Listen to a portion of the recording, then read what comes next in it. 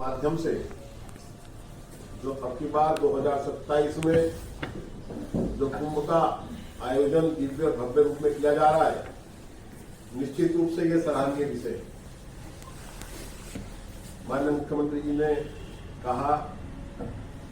कि जब पूर्व में कुंभ मेला हुआ तो उससे वैश्विक महामारी कोरोना ने ले लिया, जिसके कारण भारतवर्ष के करोड़ों श्रद्धालु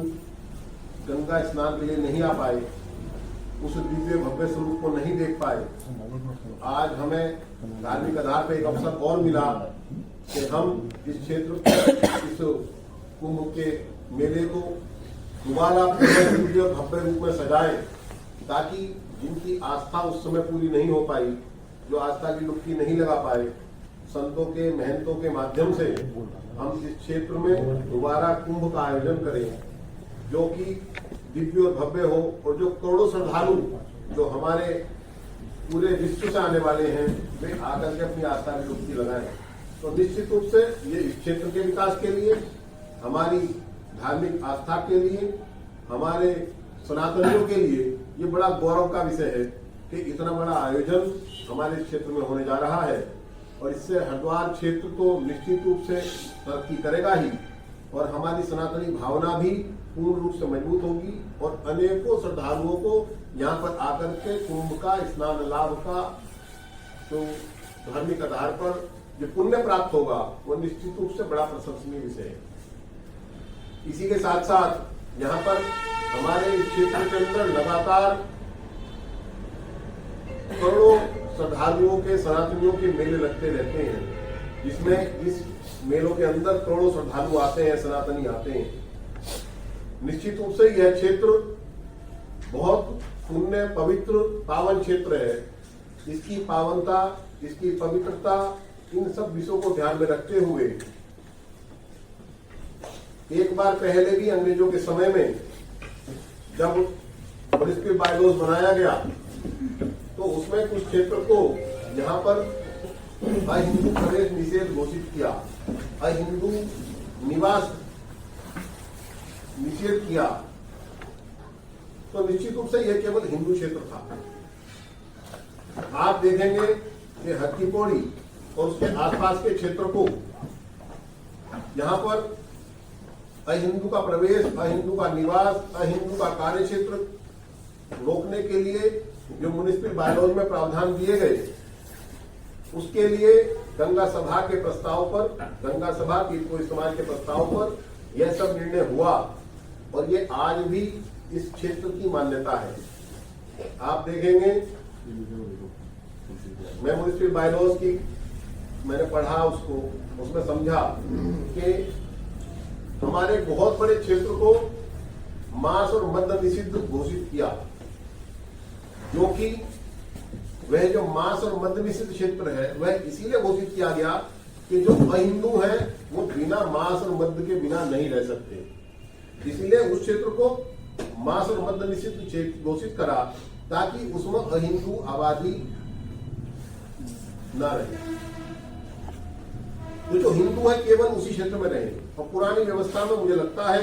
कि उस क्षेत्र में किसी भी अहिंदू का कोई भवन स्वामी या मालिक नहीं है। उस क्षेत्र में आप देखेंगे तो केवल वो हिंदू क्षेत्र ही है। उसी आधार पे अब ये जो कुंभ क्षेत्र बनने जा रहा है, जिस प्रकार का हम वातावरण देख रहे हैं कि जो कट्टरवादी लोग हैं, कट्टरवादी मानसिकता के लोग हैं, जो कि इस्लाम से प्रेरित लोग हैं, वे सब लोग अनेकों प्रकार से हमारे हिंदुओं पर हमला करते हैं। और यह जो कुंभ क्षेत्र हमने ये तय किया, जो हमारा कुंभ क्षेत्र है, हम सनातनियों के माध्यम से हम सरकार को ये कहना चाहते हैं कि इस क्षेत्र को हिंदू क्षेत्र घोषित करा जाए। इस क्षेत्र में केवल और केवल हिंदू आबादी रहे। इस कुंभ क्षेत्र के अंदर जितने घाटों का निर्माण हो रहा है, जो घाट हैं, उन सब घाटों पर अहिंदू का प्रवेश निषेध किया जाए। क्योंकि आज हम जो देख रहे हैं कि हमारे यहाँ इलाहाबाद में भी जब पीछे कुंभ हुआ, तो वहां लगभग 70 करोड़ श्रद्धालु वहां पर आए।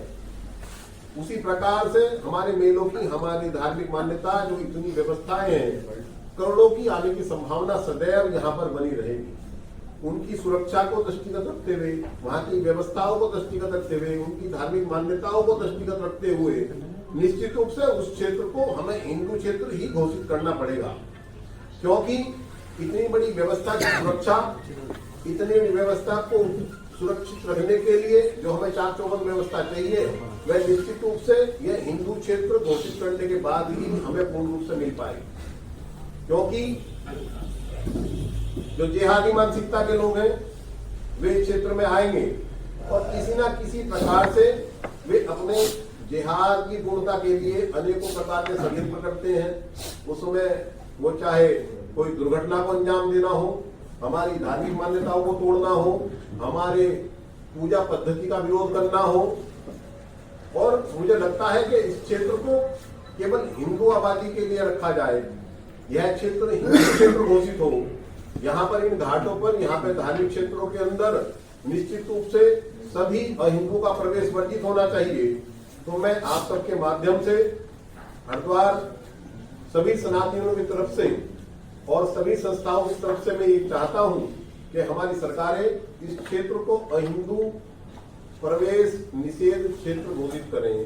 इसको केवल और केवल हिंदुओं के लिए सुरक्षित करें, संरक्षित करें, ताकि हमारे जो धार्मिक आयोजन है, हमारे मेले हैं, हमारी व्यवस्थाएं हैं, हमारी मान्यताएं हैं, हमारे साधु संत हैं, वो इस क्षेत्र में सुरक्षित अपनी धार्मिक आयोजन कर सकें और इस हरिद्वार तीर्थ का गौरव और व्यवस्थाएं बढ़ सकें।